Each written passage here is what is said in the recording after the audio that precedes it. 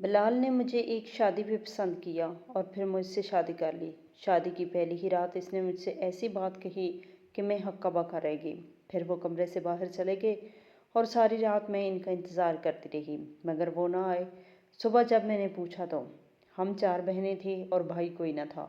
میرا نمبر تیسرا تھا۔ والد صاحب نے 2 بیٹیوں کی شادی کی تو انہیں میری فکر لگ گئی۔ وہ پرائمری اسکول کے ٹیچر تھے، تنخواہ کم تھی اور گھر میں ہم 7 افراد تھے۔ ہم بہنوں اور والدین کے علاوہ بوڑھی دادی بھی ہمارے ساتھ رہتی تھی۔ فاضل اخراجات پورے کرنے کے لیے والد صاحب شام کے وقت کچھ ٹیوشن بھی پڑھاتے تھے۔ ان دنوں میں 20 برس کی ہو چکی تھی۔ میں اپنی باقی بہنوں سے زیادہ خوبصورت تھی اور ان دنوں کالج کی اسٹوڈنٹ تھی۔ ایک روز باجی کے دیور کی شادی کا کارڈ ملا جو کہ میرا تایا زاد بھی تھا، کیونکہ میری ایک بہن کی شادی تایا کے بیٹا سے ہوئی تھی۔ آپی کی نند ملیحہ جو کہ میری تایا زاد بھی تھی، اس سے میری بہت دوستی تھی۔ اس نے مجھے فون کیا اور کہا کہ بھائی کی شادی میں 1-2 دن پہلے ہمارے گھر آ جانا، خوب ہلا گلا کریں گے، سب کزنز بھی آ رہی ہیں، بہت مزہ آئے گا۔ آپ یہ نہیں کہنا کہ پہلے نہیں آ سکتے، کہ کالج کے ٹیسٹ پیپرز یا کوئی اور بہانہ مت بنانا۔ میں نے کہا اچھا بابا ٹھیک ہے۔ میں خود بھی شادی میں جانے کو کافی پرجوش تھی کہ کافی سالوں بعد تو خاندان میں کسی خاص عزیز کی شادی آئی تھی، مگر اب میرے لیے سب سے بڑا مسئلہ تقریب میں پہننے کے لیے کپڑوں کا تھا۔ معلوم تھا کہ مالی حالات ایسے ہیں کہ نئے کپڑے نہیں بنوا سکوں گی۔ امی سے چوری چھپے باجی کو فون کیا اور اپنا مسئلہ بتایا۔ وہ کہنے لگی تم فکر نہ کرو، میں کچھ کرتی ہوں۔ کل تمہاری کالج سے چھٹی ہے نا، میں شام کو آؤں گی، تم تیار رہنا۔ میں نے کہا مگر کس لیے؟ میں تمہیں بازار لے جا کر 2 نئے جوڑے اور جوتے دلواؤں گی۔ مجھے پتہ ہے کہ تمہارے پہلے کپڑے اب کافی پرانے فیشن کے ہو چکے ہیں اور نئے تم خرید نہیں سکتی، اور میں اپنی پیاری بہن کو پریشان نہیں دیکھ سکتی۔ میں بھی تو آخر چاہتی ہوں کہ میری دیور کی شادی پر میری بہن خوبصورت لگے۔ میں نے آپی کا شکریہ ادا کیا۔ جوڑوں کا مسئلہ حل ہوا تو ذہن سے محرومی کا بوجھ ہٹا اور پڑھنے بیٹھ گئی۔ دل مسرور تھا کہ اب میں بھی شادی میں آئی دوسری لڑکیوں کے مقابلے اچھی لگوں گی، ورنہ تو پرانے فیشن کے وہ لباس مجھے احساس کمتری کا احساس دلاتے رہتے۔ اگلے روز شام کو آپی آ گئی اور مجھے بازار لے گئی۔ آپی نے بہت اچھے اور خوبصورت 2 کے بجائے 3 جوڑے اور نئے جوتوں کے علاوہ چوڑیاں اور ہلکی پھلکی مگر خوبصورت جیولری بھی مجھے دلا دی۔ امی نے میرے پہلے پہنے ہوئے کپڑوں میں سے بھی چھانٹ کر 2 سوٹ نئے فیشن کے مطابق کر دیے۔ میں نہال تھی کہ کتنی جلدی اللہ نے میرا مسئلہ حل کر دیا تھا۔ اب میری شادی میں جانے کی خوشی دوبالا ہو گئی۔ شخصیت میں اعتماد بڑی چیز ہے اور ناخیزی کا یہ سنہرا دور لڑکیوں کے خوابوں کا دور ہوتا ہے۔ وہ دن آ گیا جب میں نے شادی میں جانا تھا۔ میری بڑی بہن ماموں کی بہو تھی اور چھوٹی تایا کی، دونوں ہی خوشحال خاندان تھے۔ میں سوچا کرتی تھی کہ اب میری قسمت خدا جانے کیسی ہو۔ میرا ابو کہیں بھی رشتہ نہیں کرنا چاہتے تھے۔ ماں باپ سوچا کرتے تھے کہ بڑی بیٹیوں کے رشتے جلد آ گئے تو ان کی تعلیم ادھوری ہی رہ گئی، مگر زرین کا رشتہ اتنی جلدی نہیں کریں گے کہ رشتہ کرنے کے بعد کل کو وہ لوگ شادی کو مجبور کریں۔ نہ تو ابھی ہمارے وسائل ہیں شادی کے لیے، اور دوسرا زرین کو کم از کم ماسٹر ضرور کرائیں گے اور تب تک کوئی اچھا رشتہ بھی آ جائے گا۔ ابو نے بڑی اور چھوٹی آپی سے بھی کہہ رکھا تھا کہ زرین کے لیے یہ بات دھیان میں رکھنا، گھرانہ شریف ہو اور خوشحال بھی ہو۔ اللہ تعالیٰ سب فیصلے کرتا ہے اور انسان بس سوچتا رہ جاتا ہے۔ شادی میں میرا لباس بہت خوبصورت تھا۔ یہ لائٹ بلو کلر کی لانگ فراک تھی جس پر ہلکی ہلکی کڑھائی ہوئی تھی۔ میں نے تیار ہو کر جب آئینہ دیکھا تو سوچا کہ اب میں اچھی لگ رہی ہوں۔ دونوں بہنیں بھی میری تعریف کر رہی تھی کہ زرین بہت پیاری لگ رہی ہے۔ بے ساختہ امی کے منہ سے یہ الفاظ نکلے، ارے اتنا زیادہ تیار ہونے کی کیا ضرورت تھی، اللہ نظر بد سے بچائے، ماشاء اللہ چشم بدور۔ اور میں یہ سن کر پھولے نہ سما رہی تھی۔ شادی میں اب بڑے اعتماد سے شادی کو انجوائے کر رہی تھی۔ یوں ہی ملیحہ کی نظر مجھ پر پڑی، دوڑ کر آئی اور گرم جوشی سے استقبال کیا۔ بولی صاحب آ گئے ہیں، بس تمہارا ہی انتظار تھا۔ واہ آج تو خوب چمک رہی ہو، لگتا ہے آج سب لڑکیوں سے زیادہ نمبر لینے کا ارادہ ہے۔ شادی پہ میں نے نوٹ کیا کہ 2 آنکھیں مسلسل مجھے تاک رہی تھیں۔ اب میں جدھر بھی جاتی وہ 2 آنکھیں میرا تعاقب کرتی۔ مجھے کچھ الجھن ہونے لگی۔ پھر ایک بار میں نے بھی اسے غور سے دیکھا تو اس کی صورت دل کو بھلی لگی۔ وہ ایک بہت ہی وجیہ خوبصورت شخصیت کا نوجوان تھا۔ پہلی ہی نظر میں مجھے وہ بہت پسند آیا۔ یہی وہ دن تھا جب خوشی کی اس تقریب میں بلال نامی نوجوان جو طائی کے ننہالی رشتہ داروں میں سے تھا، میری ایک جھلک دیکھتے ہی محبوط ہو گیا۔ یہ طلسم وقتی نہ تھا۔ شادی کی تقریب ختم ہو گئی، ولیمہ بھی ہو گیا، لیکن بلال کے دل میں شاید جو محبت کی آگ جلی تھی وہ نہ بجھی۔ اب ایک ہی راستہ تھا کہ لگن کے اس الاؤ کو سرد کرنے کا کہ جو من کو سلگھا رہا تھا۔ بلال کا تعلق ایک بہت خوشحال امیر کبیر گھرانے سے تھا، مگر شاید اس کو میں پہلی ہی نظر میں بھا گئی تھی۔ اس نے اپنے والدین سے استدعا کی کہ وہ ہمیشہ کے لیے مجھے اپنا لینا چاہتا ہے۔ اس کی والدہ ان دنوں بلال کے لیے لڑکی ڈھونڈ رہی تھی۔ اس نے ماں سے میرا نام لیا تو خاتون نے صاف انکار کر دیا کہ ہم اپنی حیثیت کے لوگوں میں شادی کریں گے۔ وہ کم حیثیت لوگ ہیں۔ غرض بلال کی گھر والوں میں سے کوئی بھی میرا رشتہ لینے کو تیار نہیں تھا، مگر جب اس نے ماں باپ کو بہت زیادہ مجبور کر دیا، گھر چھوڑ دینے کی دھمکیاں دی، تو انہوں نے دل پر پتھر رکھ کر اپنے اکلوتے بیٹے کی ضد کے آگے ہتھیار ڈال دیے۔ وہ ڈر گئے تھے کہ کہیں ان کی ضد کی وجہ سے وہ اپنے اکلوتے بیٹے سے ہی ہاتھ نہ دھو بیٹھیں، کہ جو اب پیچھے ہٹنے والوں میں سے نہیں لگ رہا تھا۔ لہٰذا انہوں نے مجبوری کے تحت تائی سے بات کی۔ ایک روز جب میں تائی کے گھر تھی، بلال کی بہن آئی اور مجھ سے بات چیت کے اندازہ کر لیا کہ میں کیسی ہوں۔ تھوڑی سی بات چیت اور پھر کالج کے بارے میں کچھ سوالات کیے۔ میں نے ادب اور تمیز کے ساتھ سمجھداری سے جواب دیے۔ مجھے بالکل معلوم نہ تھا کہ یہ کس مقصد کے لیے میرے اتنے قریب آ بیٹھی ہے اور ادھر ادھر کی باتوں میں مجھ کو جھانچ رہی ہے۔ میں نہیں جانتی تھی کہ انہیں میرا انداز گفتگو، میری باتیں اچھی لگی یا نہیں۔ انہوں نے شاید بھائی کی وجہ سے مجبور ہو کر مجھے پسند کر لیا۔ ایک روز بلال کی والدہ دلہن دیکھنے کے بہانے تائی کے گھر آئیں اور میری بہن سے رشتے کی بات کی۔ باجی نے کہا کہ میں امی ابو سے بات کر کے آپ کو بتاؤں گی۔ اگلے دن باجی آئی اور امی سے بات کی۔ بتایا کہ تائی کے رشتہ دار ہیں اور بہت امیر لوگ ہیں۔ لڑکا تعلیم یافتہ بھی ہے اور ایک سرکاری محکمے میں افیسر ہے۔ زرین کو انہوں نے راحیل کی شادی میں دیکھا تھا۔ انہیں وہ پسند آئی ہیں اور اب رشتہ مانگا ہے۔ آپ کہتی ہیں تو تائی سے ان کے بارے میں اور بھی معلومات لے لیتی ہوں، ان کا گھر بھی دیکھ آتی ہوں۔ والدہ نے یہ معاملہ باجی کے سپرد کر دیا۔ کہا کہ تم بڑی بہن ہو، جیسا مناسب سمجھو کرو۔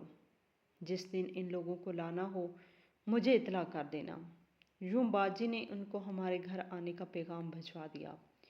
اتوار کو ایک چمکتی ہوئی گاڑی پر باجی اور تائی کو ہمراہ لے کر بلال کی والدہ اور بہن بواں بلال ہمارے گھر آ گئے۔ ان کے والد نہیں آئے اور کہا کہ وہ ابھی بیرون ملک ہیں، وہ بعد میں پھر کبھی آ جائیں گے۔ بہرحال خاتون نے بہت خوش اخلاقی کا مظاہرہ کیا۔ ہمارے کوارٹر نما چھوٹے سے گھر اور پرانی طرز کا فرنیچر تھا۔ غرض ہم کسی طور ان کے مقابل نہ تھے۔ غرض انہوں نے کسی اور جانب کوئی توجہ نہ دی اور رشتے کے لیے نہایت عاجزی سے سوال کیا۔ والدہ اور والد نے بلال سے بات چیت کی۔ دونوں کو لڑکا اور اس کی گھر کی خواتین بھی اچھی لگیں۔ امی ابو کو یہ رشتہ پسند آیا۔ امی نے ان سے کہا کہ ہمیں رشتے سے انکار نہیں ہے، آپ کو ہاں کر دی ہے، لیکن ہمیں شادی میں تھوڑا سا وقت چاہیے کہ زرین ابھی 3rd ایئر میں ہے، ہم چاہتے ہیں کہ کم از کم یہ گریجویشن کر لے۔ بلال کی ماں کچھ خاموش ہو گئی، پھر جواب دیا، بہن جو کام وقت پر ہو جائے وہی اچھا ہوتا ہے، دیر میں دیر ہوتی جائے گی، آنے والی کل کا نہیں معلوم کیسا ہوگا، کار خیر میں دیر نہیں کرنی چاہیے۔ بچی کے 3rd ایئر کے سالانہ امتحان میں 2 ماہ ہیں، ان 2 ماہ میں آپ تیاری کر لیں اور پیپر دیتے ہی ہم شادی کر دیں گے۔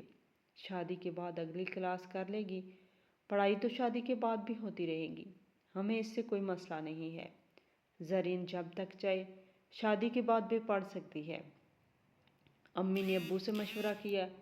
وہ بولے کار خیر میں بھی تاخیر کا قائل نہیں ہوں، آپ ٹھیک کہتی ہیں، لیکن ہماری ایک اور بھی مجبوری ہے کہ آپ تو جانتی ہیں کہ میں اسکول ٹیچر ہوں، ہم سفید پوش لوگ ہیں، بیٹی کی شادی پر آپ کی حیثیت کے مطابق جہیز نہیں دے سکیں گے۔ میں صاف گو آدمی ہوں، جو مجبوری ہے بتا دی ہے۔ بلال کی ماں بولی، ارے بھائی صاحب کیسی باتیں کر رہے ہیں آپ، ہم نے کب آپ سے جہیز مانگا ہے؟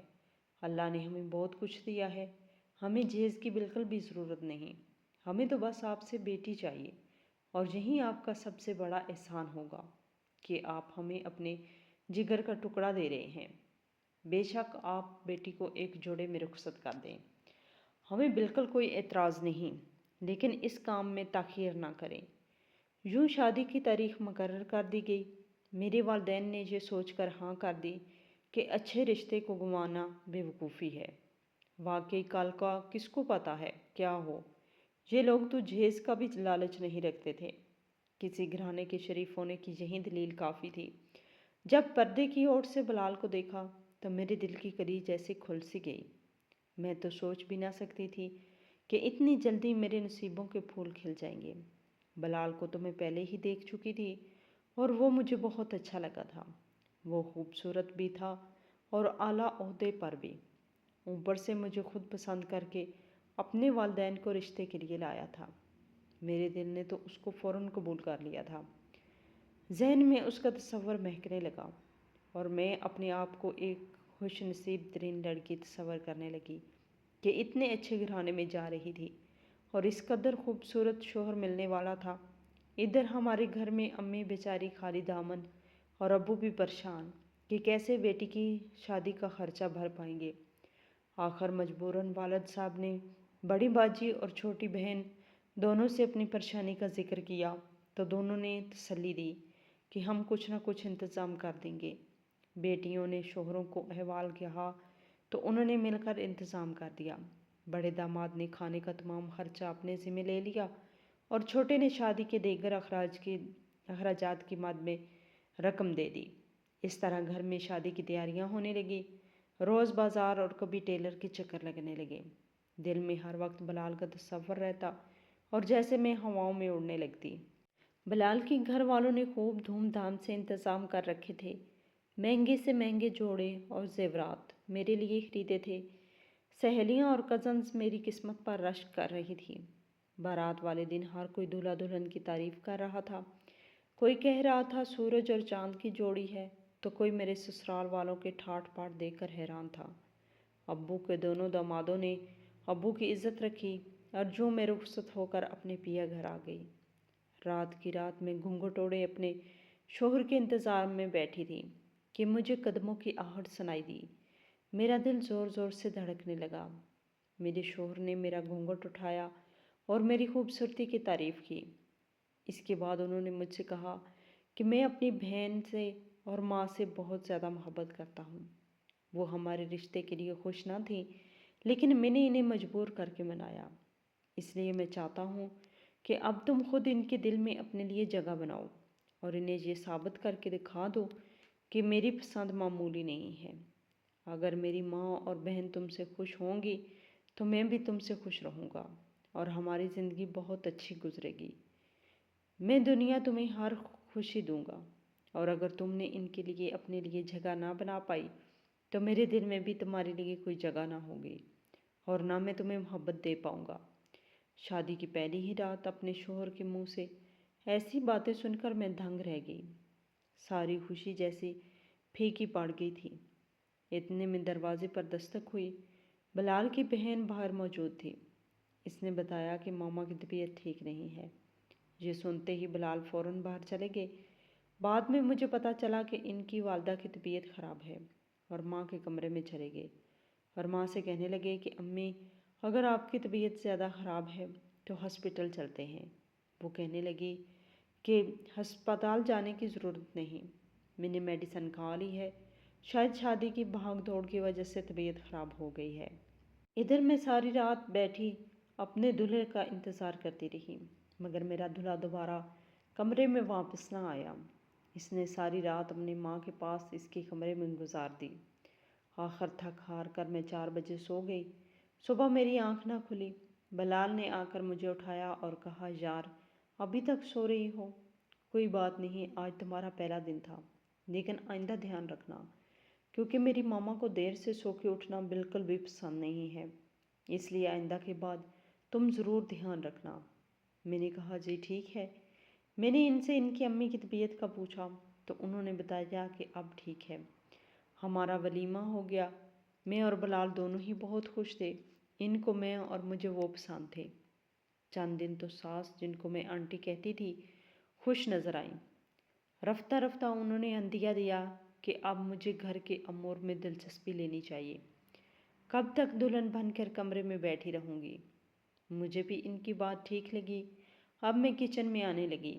گھر میں نوکر چاکر موجود تھے، مگر انہوں نے کچن میرے حوالے کر دیا۔ خود بھی وہ کچن کا کام کرتی رہتی تھی۔ اب میں صبح ان کے ساتھ ناشتے کی تیاری میں موجود رہنے لگی۔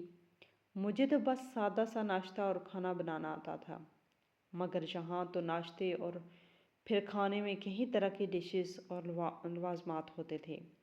Chinese dishes, French dishes, Korean dishes, غرض کے کیا بتاؤں کہ کچن تھا یا کوئی ریسٹورانٹ۔ غیر ملکی کھانوں کے تو میں نام بھی پہلی بار سن رہی تھی۔ جب دعوت ہوتی تو بھی اتنا اہتمام ہوتا کہ جیسے کسی بہت بڑے ریسٹورانٹ میں کھانا لگا دیا گیا ہو، اور میں حیران رہ جاتی۔ یہ تمام انتظام و اہتمام ہماری ساس ملازمہ خواتین کے ساتھ مل کر سر انجام دیتی تھی۔ جب میں ان کے کچن میں ایسے لوازمات بنانے کا سوچتی بھی تو میرا سر چکرا سا جاتا کہ میں کیسے بناؤں گی۔ میری ساس چاہتی تھی کہ میں بھی مہمانوں اور گھر میں ایسی ہی نئی نئی ڈشز بناؤں، طرح طرح کے پکوان تیار کروں۔ میں کوشش بھی کرتی، مگر میرے ہاتھ کی بنی چائے بھی ان کو پسند نہیں آتی تھی۔ اگر مجھے انڈا ہاف فرائی کا کہتی تو مجھ سے سلگ جاتا یا زردی ٹوٹ جاتی۔ وہ غصے میں اٹھا کر ڈسٹ بن میں پھینک دیتی۔ کہتی، تم تو کسی کام کی لڑکی نہیں ہو، خالی خوبصورتی کا کیا کرنا ہے؟ ڈھیلے کا تم نے سلیقہ نہیں ہے۔ تمہاری ماں نے تو انڈا تک بنانا نہیں سکھایا تمہیں۔ نند بھی بول پڑتی، ممی آپ بھی کہاں سے لڑکی اٹھا لائی؟ بس نہ سوچا نہ سمجھا نہ دیکھا نہ بالا، کم از کم گھر تو دیکھ لیا ہوتا۔ ارے میں کب لانا چاہتی تھی اس پھوڑ لڑکی کو؟ یہ تو میرا بیٹا ہی بے ہوش ہوا جا رہا تھا، وہیں بار بار دھمکیاں دے رہا تھا کہ شادی کروں گا تو صرف اسی لڑکی سے۔ اس وقت بیٹے کی محبت نے میری عقل کو زنجیر باندھ دی تھی۔ اس لیے تو کہتے ہیں کہ کم حیثیت گھرانے سے لڑکی نہیں لانی چاہیے۔ غربت انسان میں 100 عیب ڈال دیتی ہے۔ یہ سب باتیں سن کر میرا دل پارا پارا ہو جاتا۔ سمجھ نہ آتی کہ انہیں کیسے خوش کروں، جبکہ بلال نے بھی یہی کہہ رکھا تھا کہ میری ماں اور بہن کے دل میں جگہ بنانی ہے۔ میری ساس ملکوں ملکوں گھوم چکی تھی، کیونکہ ہمارے سسر سفارت خانے میں آفیسر بھی رہے تھے۔ نند تو باقاعدہ کوکنگ میں 4 سالہ بیرون ملک کے ایک اعلیٰ ادارے سے تعلیم حاصل کر چکی تھی، پھر غیر ممالک سے کچھ بیکنگ کے کورس بھی کیے ہوئے تھے۔ میں بھلا سیدھی سادھی ایک غریب سفید پوش گھرانے کی لڑکی ان کے ہنر کا کیا مقابلہ کر سکتی تھی کہ جہاں بس ناشتے میں روٹی پراٹھا اور ساتھ رات کا سالن ہی ہوتا تھا۔ یہ سب بس مجھے ذلیل کرنے کے بہانے تھے، ورنہ گھر میں ملازم کوک سب ان کو میسر تھے، مگر خود ماں بیٹی کچن میں گھسی رہتی تھی۔ شاید کہ یہی ان کا مشغلہ تھا۔ بہرحال روز ساس مجھے کسی نہ کسی بات پر بری طرح جھٹک دیتی اور مجھے میری غربت کے خوب تانے دیتی۔ رفتہ رفتہ میرا دل چھلنی ہوتا گیا اور مجھے ان سے بیزاری رہنے لگی۔ تاہم میں ایک سلجھو لڑکی تھی، مجھے جھگڑے کا ماحول پسند نہ تھا، جبکہ یہ بھی جانتی تھی کہ شوہر کی بھی مجھے یہی تلقین ہے۔ بلال زیادہ گھر سو بار اپنی ملازمت کے سلسلے میں دوروں پر رہتے تھے۔ جب گھر آتے تب بھی زیادہ تر اپنے کام سے کام رکھتے، وہ اپنے ہی مشاغل میں مشغول رہتے تھے۔ جانتی تھی کہ اگر انہیں کچھ کہوں گی تو وہ بھی آگے سے الٹا مجھے ہی سنائیں گے۔ میرا اب جہاں دم گھٹنے لگا تھا۔ میں نے تو شادی سے پہلے سوچا تھا کہ ایک امیر گھر میں جاؤں گی تو شاید میری زندگی پھولوں کی سیج بن جائے گی، مگر یہاں تو مجھے ایسا لگتا تھا کہ ہر طرف کانٹے بکھرے ہوئے ہیں اور ان کانٹوں سے میرا سانس بھی بند ہو جائے گا۔ सास और नंद एक लम्हे को भी ताने देने से बाज ना रहती, और शोर था कि ज़्यादातर घर से बाहर ही रहता। इसे कोई खबर ना थी कि बीवी खुश भी है कि नहीं। मैं खुद भी इसे ये सब बताने से डरती थी कि वो तो शादी की पहली ही रात मुझे सब क्लियर कर चुके थे। मैं हर वक्त परेशान, सख्त परेशान और एहसास कमतरी का शिकार रहती। वालदा ने भी पहले ही कह दिया था कि बेटी वहाँ का माहौल हमसे यकीनन मुख्तलिफ होगा। तुम जानती हो कि तुम्हें अभी कोई काम अच्छे से नहीं करना आता। तुम शादी तक तो पढ़ाई में ही मसरूफ़ रही, इसीलिए वहाँ तो अपनी इस्लाह करती रहना। अगर सास कुछ समझाए तो बुरा ना मानना। मेरी बहनों ने भी इसी असूल पर अमल किया था, लेकिन इनके ससुराल में इनके साथ ऐसे मसले मसाइल भी ना हुए थे जो मुझे दरपेश थे। मेरी सास और नंद दोनों खुद गाड़ी ड्राइव करती थी, मगर मुझे नहीं आती थी। एक रोज़ नंद मुझसे पूछने लगी, क्या तुम्हें गाड़ी ड्राइव करना आती है? हालांकि अच्छे से जानती थी कि हमारे घर में गाड़ी ही नहीं थी। जब मैंने कहा कि नहीं आती, तो आगे से तंज़िया अंदाज में मुस्कुराने लगी और फिर कहने लगी, ओह मुझे तो याद ही नहीं था कि तुम्हारे घर तो गाड़ी ही थी ही नहीं, भला तुम कैसे ड्राइविंग सीखोगे? ऐसी बातें मेरा सीना छलनी कर देती। एक बार शोहर से थोड़ा सा जिक्र किया तो वो कहने लगी कि मैं अपनी मामा और बहन को जानता हूँ। यार, मैंने तो तुम्हें इनके दिल में जगह बनाने को बोला था, तुम तो उल्टा मुझे इनके खिलाफ भड़काने में लग गई हो। मुझे तुमसे ये उम्मीद बिल्कुल ना थी। देखो मामा और फिज़ा को, वो सारा दिन किचन में कोई ना कोई काम करने में मसरूफ़ रहती हैं, जबकि घर में नौकर चाकर की कमी नहीं। मगर एक औरत के हाथ का जायका ही इसके सुगढ़पन की निशानी होता है। तुम बजाय मुझे इनके खिलाफ भड़काने के, इनकी तरह बनने की कोशिश करो, इनकी तरह अच्छी अच्छी डिशेस बनाने की कोशिश करो। मेरा दिल बुझ कर रह गया। आखिर मैं किससे अपने दिल का हाल बयान करती। मेरी सास और नंद हर हफ्ते बाकायदा पार्लर जाती थी। हर महीने बालों की कटिंग और सेटिंग लाजमी होती थी है। मेरे तो ऐसे ही नरम रेशमी लंबे लंबे से बाल थे, जिनकी मैं कभी चोटी बना लेती और कभी जोड़े की शक्ल दे देती। नंद और सास मुझे कहती कि अपना हुलिया बदलो, अपना गेटअप तब्दील करो। मैं तुमको अपने साथ पार्टियों में साथ लेकर कैसे जाऊं? क्या कहूं, कैसे तुम्हारा तारुफ करवाऊं कि तुम मेरी बहू हो, स्कूल मास्टर की बेटी? मुझे अपने घर से, अपने शोहर से मोहब्बत थी। ना चाहती थी कि मेके वालों तक ये बातें जाएं और वो मेरी वजह से परेशान रही। इसलिए मैं खामोशी से ये सब कुछ सह रही थी। हत्ता कि अब बलाल से भी ये सब कहना छोड़ दिया। मेरे साथ क्या हो रहा है? ससुराल में हमारे घर कोई रिश्तेदार या पड़ोस से औरतें आकर आंटी के पास बैठती और इसके साथ बातें करती। एक रोज़ जब मैं अचानक पीछे आई, कुछ बातें मेरे कानों में पड़ी। मैं इधर ही रुक गई। आंटी इस औरत से कह रही थी, हमें तो बस बलाल ने फंसवा दिया है, वरना बहुत से अच्छे घरानों के रिश्ते थे मेरे बेटे के लिए। बड़े आला ओहदे वाले अफीसरों की आला तालीम याफ्ता बेटियां थीं। बहुत अच्छे अच्छे घरानों से हमारा मेल जोल था। कहीं से भी बहसीयत ख़ानदान की लड़की मिल सकती थी, लेकिन हमारा नसीब कि किधर को रुख कर लिया। बहू को तो कुछ पता ही नहीं, सोसाइटी के मैनर्स क्या होते हैं, कहाँ लेकर जाऊँ? लेडीज़ क्लब भी नहीं लेके जा सकती। वो औरत पूछने लगी, वालदैन ने जहेज़ में भी कुछ दिया है? हाँ, मेरी सास दुखी होकर बोली, ऐसे भूखे नंगों में रिश्ता हुआ है जो बेटी को 4 जोड़े कपड़े और सस्ते चंद बर्तन ही दे सके। मैंने तो हाथ तक नहीं लगाया इन बर्तनों को। इन चीज़ों को इसी के कमरे के साथ स्टोर में रखवा दिया है। सोचा है किसी दिन इसकी माँ को वापस भिजवा दूंगी। मैं जो कि इनकी बातें सुन सुनकर अब काफ़ी समझदार हो चुकी थी। अब पता समझ में आ चुकी थी कि इन्हें बहू के कीमती जहेज ना मिलने का भी गम है। आंटी के बार बार के हुलिये के ताने सुनकर मैंने एक रोज़ बलाल से पूछा, क्या मैं अपने बाल कटवा लूँ? वो कहने लगी, क्यों? इतने खूबसूरत बाल क्यों कटवाती हो?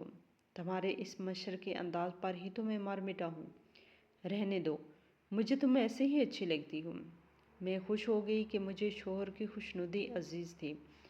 वो आंटी की ना सुनी। वो मुझे कहने लगी, जाने क्यों मेरी सुनती ही नहीं तुम, घुन्नी हो तुम। 100 बातों का जवाब, बस खामोशी।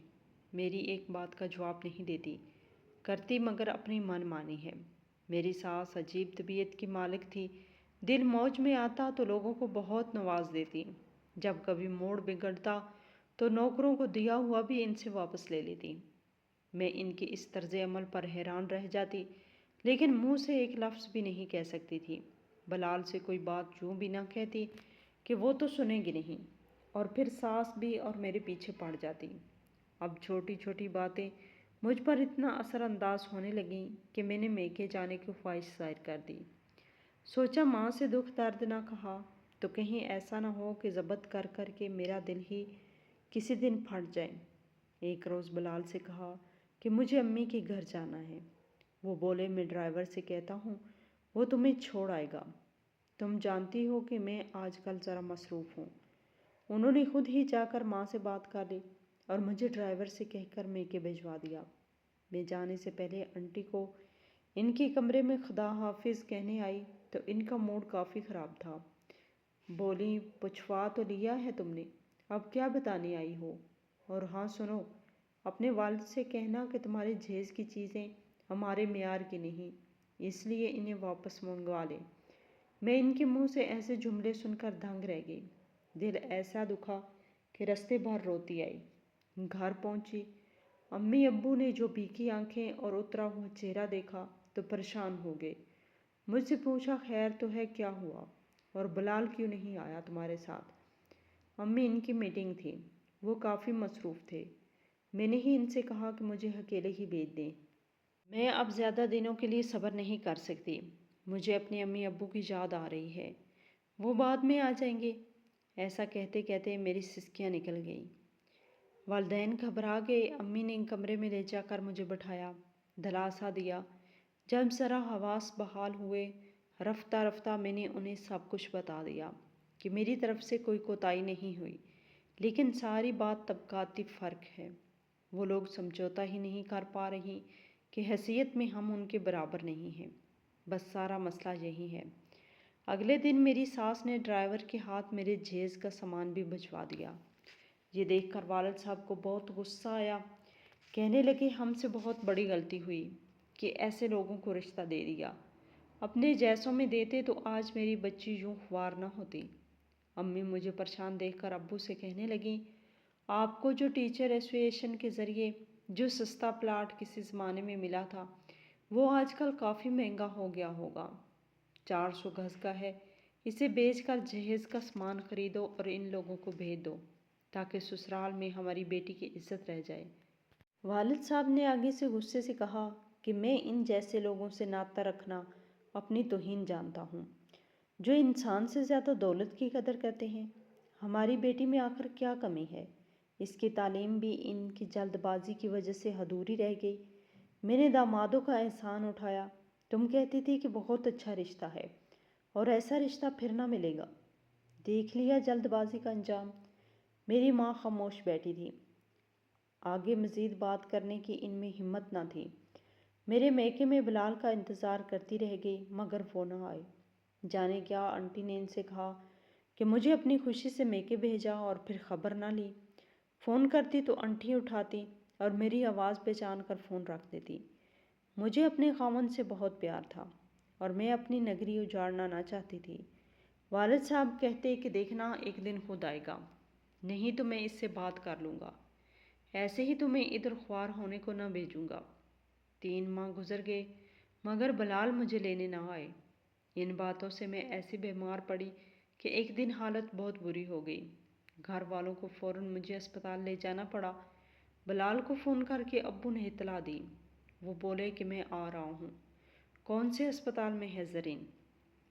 مگر پھر وہ خود نہیں آئے بلکہ اپنی ایک ملازمہ کو میرے حالات معلوم کرنے بھیج دیا۔ ہمیں بہت دکھ ہوا۔ اب ابو نے ملازمہ کو کھری کھری سنائی۔ اب میں بری طرح سے مایوس ہو چکی تھی۔ میری ہسپتال میں اتنی بری حالت تھی مگر مجھ سے اتنی محبت کے دعوے کرنے والے شوہر کو اس کی ذرا برابر بھی کوئی پرواہ نہ تھی۔ میں مایوسی اور بیماری سے موت کی دہلیز پر پہنچ گئی۔ اس وقت بڑے ڈاکٹر صاحب نے اپنی بھرپور کوشش کی، آکسیجن لگائی اور مجھے بلیڈ لگایا گیا۔ میں نے غشی سے آنکھیں کھول دیں۔ جب آنکھیں کھولی تو دیکھا کہ بلال کھڑے ہیں۔ مگر میں نے انہیں دیکھ کر دوبارہ آنکھیں بند کر لیں۔ اب جی نہ چاہا کہ اس شخص کو دیکھوں جس نے محبت کر کے ایسی بے حسی اختیار کر لی تھی۔ میرے ہوش میں آنے کے بعد وہ کوئی 3 یا 4 منٹ ہی ٹھہرے، بس نہ مجھ سے کوئی بات کی نہ کچھ۔ وہ ہسپتال سے چلے گئے اور میں زندگی و موت کی کشمکش میں بھی بس ان کو جاتے دیکھتے رہ گئی۔ اب میں نے والد سے کہا کہ ابو، اگر آپ کو یہ لوگ غلط لگتے ہیں تو یہ غلط ہی ہیں، آپ بالکل ٹھیک کہتے ہیں، میں اب وہاں نہیں جاؤں گی۔ انہوں نے میرا ہاتھ اپنے ہاتھ میں لے کر کہا، بیٹی تم ٹھیک ہو جاؤ، پھر بات کریں گے۔ اب اگر کبھی بلال فون کرتے بھی تو ابو نہ اٹھاتے، کہتے کہ اسے ایسے ہی ٹھیک ہونے دو، فی الحال میری بیٹی کو کوئی ڈسٹرب نہ کرے۔ 1 ہفتے بعد یہ خبر سن کر میرے پیروں تلے سے زمین نکل گئی کہ اس کی ماں نے بلال کی کہیں اور منگنی کر دی ہے اور بہت جلد شادی بھی ہونے والی ہے۔ اس سے اگلے ہی ہفتے بلال کی شادی ہو گئی۔ یہ صدمہ میرے لیے جان لیوا تھا، مگر اب میرا دل شاید پتھر کا ہو چکا تھا۔ وقت گزرتا رہا اور 1 سال بیت گیا۔ رفتہ رفتہ میں بولنے اور چلنے پھرنے کے قابل ہو گئی تو مجھے آنٹی نے کہلوا دیا کہ زرین نے اگر خود آنا ہے تو آ جائے، مگر ہم اسے لینے بالکل نہیں آئیں گے۔ بلال دونوں بیویوں کو ساتھ رکھ لے گا۔ والد صاحب نے پہلے تو طلاق دینے کا پیغام بھجوانے کا سوچا، مگر پھر یہ پیغام بھجوایا کہ بلال لینے آئے گا تو ہی ہم بھیجیں گے۔ بلال کو نہیں آنا تھا سو وہ نہ آئے، اور ابو نے بھی مجھے خود ان کے گھر نہ بھیجا۔ میرا دل تو پہلے ہی کانچ کے کھلونے کی طرح ٹوٹ چکا تھا۔ اب دل نہ چاہا کہ اس طرح سے بے توقیر ہو کر خود جاؤں اور سوتن کو بھی قبول کروں۔ والد صاحب بھی یہی چاہتے تھے۔ میں نے اب ہسپتال میں موت کا چہرہ دیکھ لیا تھا۔ میری روح بھی جسم کو چھوڑتے چھوڑتے واپس آئی تھی، جیسے اس لیے اب ایک نیا حوصلہ بھی مجھ میں آ گیا تھا۔ اب میں نے اپنی قدر پہچان لی تھی کہ جب تک آپ کو وہ مرتبہ اور وہ عزت نہ ملے، خود کو کسی کے پیروں میں نہ گرائیں۔ ایسی بے قدری کی زندگی سے اکیلے جینا ہی اچھا تھا۔ والد صاحب نے جب ان کی شرائط نہ مانی تو انہوں نے مجھے طلاق بھجوا دی۔ بلال نے ایک شے کو پسند کیا، اس کی طرف لپکا، جب وہ اسے آسانی سے حاصل ہو گئی تو اسے بے قیمت کر دیا۔ جب انہوں نے مجھے طلاق بھجوائی تو مجھے ذرا بھی ملال نہ ہوا۔ بے شک انسان جب درد کی انتہا سہ لیتا ہے تو پھر درد درد نہیں رہتا۔ آپ سب سے میری درخواست ہے کہ بیٹیوں کے رشتے کرتے وقت امیر اور دولت مند گھرانے نہیں دیکھیں، بلکہ ایسے گھرانے اور ایسے انسان سے بیٹی کی شادی کریں جو اس کی عزت اور اس کی قدر کرے۔ دولت کے بغیر زندگی گزاری جا سکتی ہے، مگر عزت و قدر کے بغیر نہیں۔ اللہ تعالیٰ سب بیٹیوں کے نصیب اچھے کرے۔ مزید دلچسپ سچی کہانیوں کے لیے ہمارے چینل کو سبسکرائب کریں۔